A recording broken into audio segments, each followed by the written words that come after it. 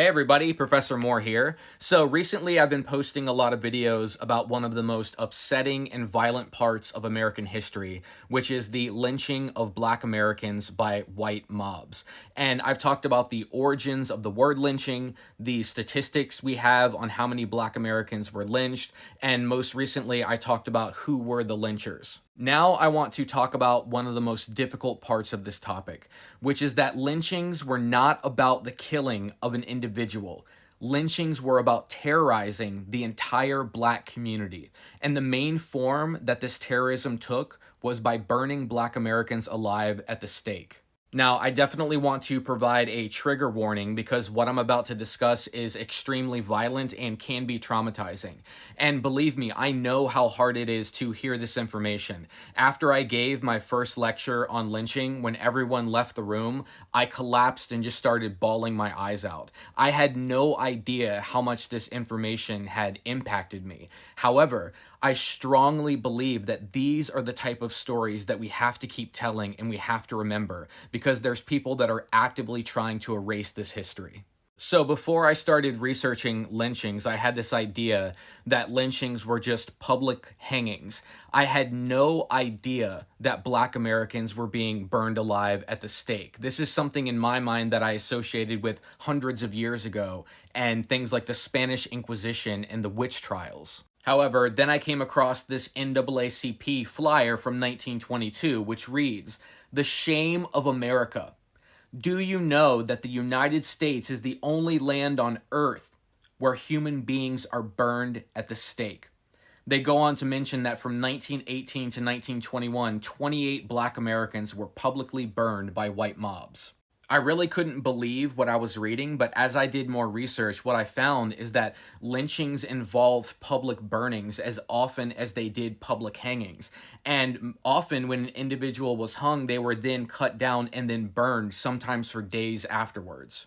As I did research in historical newspaper databases, I was continually shocked to see how common these stories were. For example, I kept coming across headlines like these: "Burn a Negro at stake in Pennsylvania, tries to escape when burned loose, but is thrust back with pitchforks."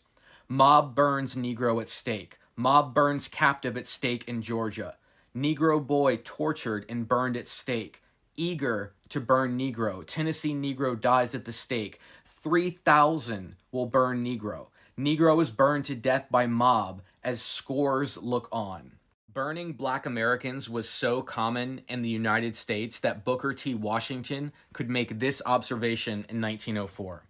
"Within the last fortnight, 3 members of my race have been burned at the stake, one of these a woman. In the midst of the nation's busy and prosperous life, few, I fear, take time to consider where these brutal and inhuman practices are leading.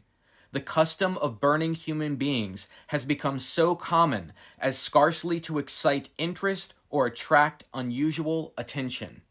As I continued to do research, what I found is that the burning of Black Americans had become normalized into American life, and it's something that lasted for decades.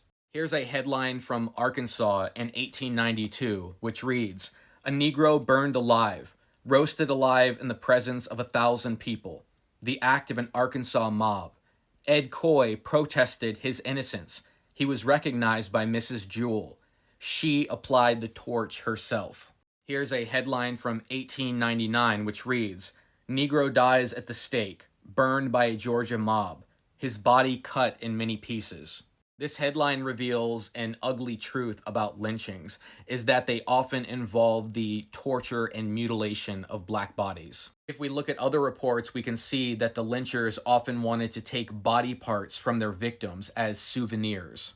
In 1899, we can read how Sam Hose is lynched. Georgia mob chain and burn Negro at tree, remains cut up as souvenirs. Here's a similar report from 1901, which reads, "Toes taken from fire to keep as souvenirs." Another important fact to remember is that it was not only Black men that were being lynched. Black women and children were also lynched. For example, in 1900, a Colorado mob burned a Black 16-year-old named Preston Porter. As we move further into the 20th century, we can see that these public burnings did not stop, they increased. Here are two headlines from 1905, with one describing how a black man was made into a living torch. Sometimes these spectacles of violence involve the killings of several people, such as this 1906 headline which reads, "Mob burns 3 Negroes at stake." In 1908, we can read this headline about how a black man named Ted Smith was burned in the public square in Greenville, Texas. During the lynching, there were professional photographers taking photographs that would later be turned into postcards, and you can see here they're taking a picture of the bonfire before the individual is publicly burned. A few years after the killing of Ted Smith, we find another public burning in Texas. This 1912 headline reads, 2,000 see a man burned, lynching Negro at Tyler, Texas. The following year, another burning took place in Arkansas, and we can see the paper describing how mob hangs and burns, Negro put to death in street at Hot Springs, Arkansas, tourist horror-stricken. In 1918, a photographer snapped a photo of a group of lynchers that had just burned a black man alive, and you can see that they labeled this photograph the Omaha Lynching Party. Even into the 1920s, we can continue to see these public burnings taking place. In 1922, we can read about how boy 15 tortured over slow fire, crying victim then dragged into road, flame rekindled at stake, burning body made target for bullets. Mob now seeks another to be lynched. I think the most important fact to remember about these public burnings of Black Americans is that they were attended by thousands of people. This is something that the white community wanted to see. As we can see from this drawing that was done that the artist labeled her first lynching. We can see a mother holding up her daughter in order to get a better view of a black man being burned alive. Like I've mentioned before, lynching was not done by individuals. It took a community and a culture to commit these acts of violence. This is the exact point that a preacher made in 1917 after a black man named L. Persons was lynched in Tennessee. The day after the killing, the preacher said, "We burned a Negro at the stake yesterday. Let us underscore the word we.